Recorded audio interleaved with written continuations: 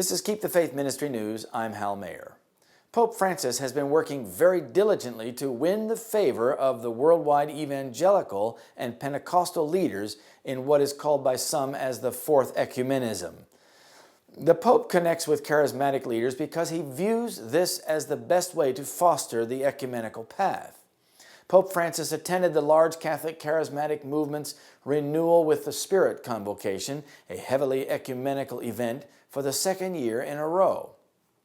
Present were Louis Giglio from the Passion City Church of Atlanta, Jonas Jonsson from the Lutheran Church of Sweden, and Giovanni Trattino of the Evangelical Church for Reconciliation in Italy. But the evangelical world, which the Catholic Church calls the New Protestant Sect, is a big challenge for the Catholic Church and its ecumenical movement. For instance, Rome's most fearsome competitors are the Pentecostal churches in Latin America. They've been winning enormous masses of Catholic people away from the church. It is estimated that 100 million have left the Catholic Church and joined the evangelical Pentecostal groups. But the Pope sees these groups as perhaps the most fruitful ground for ecumenical dialogue. Attending large gatherings of Pentecostals, the popular Pope is a bridge to unite them to Rome. Though Pentecostals make up 2/3 of Protestants in some parts of the world, they are diverse and fragmented, which may be why Pope Francis is engaging individuals and small groups. For instance, in July 2014, Francis privately visited Giovanni Trattino's church in Caserta, Italy. The two men maintain good relations. Also in 2014, Francis met with Joe Osteen, megachurch pastor in Houston, Texas, Tim Timmons, teaching pastor of the Bridge Community Church, and Gail D. Beebe, president of the Evangelical Westmont College. The Pope also met that year with Pentecostal pastors Kenneth Copeland, James Robbins, Tony Palmer, John and Carol Arnott, Jeff Tunnicliffe, and Brian Stiller. On his trip back to the Vatican from World Youth Day in Rio de Janeiro, Brazil, Pope Francis told reporters that he used to look at the charismatic movements with suspicion, but that he had changed his mind, and now he believes that this movement does much good for the church overall.